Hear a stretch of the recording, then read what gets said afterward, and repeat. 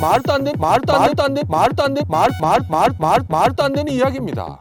제보자는 톨게이트를 빠져나오고 있었는데요. 북대전 IC에서 나오고 있었는데요. 갑자기 우회전하듯이 방향을 트는 거예요. 브레이크를 잡았는데도 사고가 날 수밖에 없었습니다. 무리한 횡단을 시도한 상대 운전자. 대체 왜 그런 거죠? 톨게이트 옆에 있는 사무소 주차장이 조그맣게 있거든요. 아하. 그쪽으로 가게 되면 빨리 시내로 진입할 수 있다고 해서 그렇게 가셨다고 말씀하셨어요. 그런데 사고 후 더 황당한 일이 생겼다고요.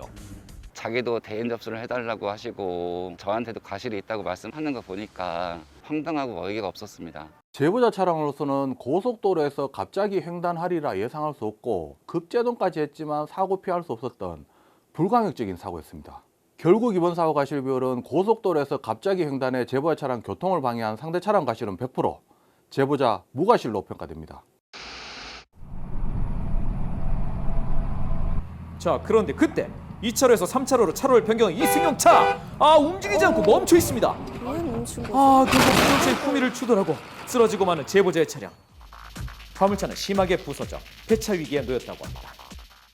2차선에서 네. 갑자기 3차선으로 승용차가 한 대가 들어오면서 차를 급정차를 해버린 거죠. 본인이 피해자라고 이렇게 얘기하고 네. 갔다고 그러죠. 그래서 교통조사관 그분이 조사를 하시면서 이제 영상을 보여드렸대요. 그랬더니 자기가 잘못한 것 같긴 하다 인정을 하셨는데 과실 여부에 따른 거는 이제 보험사 측에서 이렇게 알아서 하지 않느냐. 근데 그것도 저는 솔직히 괘씸하더라고요. 그렇다면 이번 사고 과실 비율은 어떨까? 제보자 차량은 앞차와 충분한 안전거리를 두고 제한속도 위반 없이 정상적으로 진행하고 있었습니다. 제보자 차량 앞으로 차로 변경 후 멈춰 안전거리를 침범하고 제보자 차량 통행을 방해한 과실이 이번 사고의 결정적 원인입니다.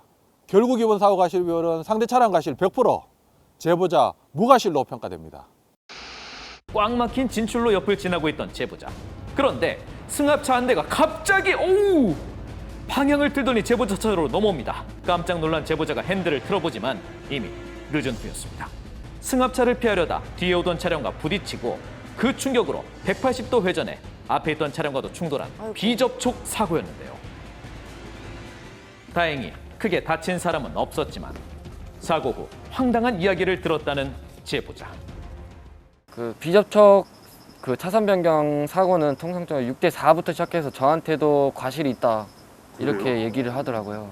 저도 양보해서 이제 9대1로 합의를 본래 했으나 85대15 아니면은 자기도 합의를 안 하겠다. 그것도 인정을 안 하고 있어서 이게 제일 억울합니다. 상대방은 이번 사고가 비접촉 차로 변경 사고이기 때문에 제보자에게도 15% 정도 과실이 있다는 이야기 한다는데 말도 안 되는 이야기입니다. 제보자 차량이 차로 이탈한 부분은 사고를 피하기 위한 불가피한 행동, 반사적인 행동이라 책임 묻기 곤란합니다. 결국 이번 사고 과실 비율은 직접 부딪히진 않았지만 급차로 변경한 상대 차량 과실 100%, 제보자 무과실로 평가됩니다.